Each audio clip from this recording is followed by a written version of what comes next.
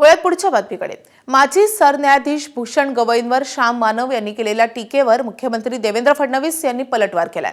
धीरेंद्र शास्त्रींना माजी सरन्यायाधीश भूषण गवई भेटल्यानं श्याम मानव यांनी टीका केली होती. गवईंनी डॉक्टर बाबासाहेब आंबेडकरांचं नाव घेऊ नये असं श्याम मानव यांनी म्हटलेलं होतं. त्यावर आता मुख्यमंत्र्यांनी पलटवार केलाय. तर श्याम मानव खरं बोलल्याचं काँग्रेसचे आमदार विजय वडेट्टीवार यांनी म्हटलंय.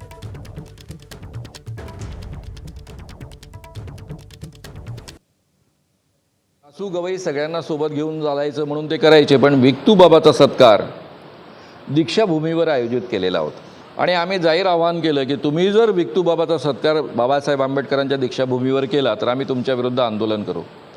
त्यावेळेस त्यांनी तो इमिजिएट रद्द केला.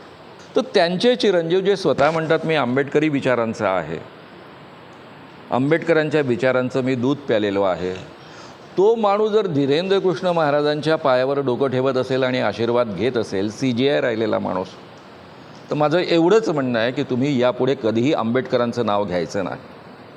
तो अधिकार तुम्ही गमावलेला आहे. श्याम मानव कोण होता ते सांगणार आहे? त्यांना कोणी अधिकार दिला? ते थोडे सर्टिफिकेट वाटणार आहेत. श्याम मानव अलीकडच्या काळामध्ये फक्त प्रसिद्धी करता बोलतात.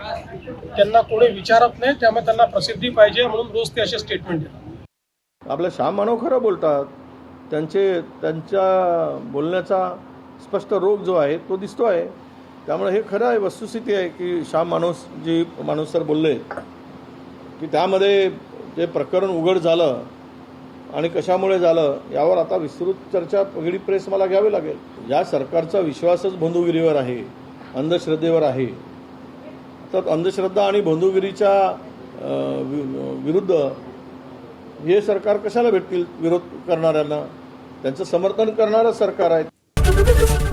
ABP माझा, उघडा डोळे बघा नीट.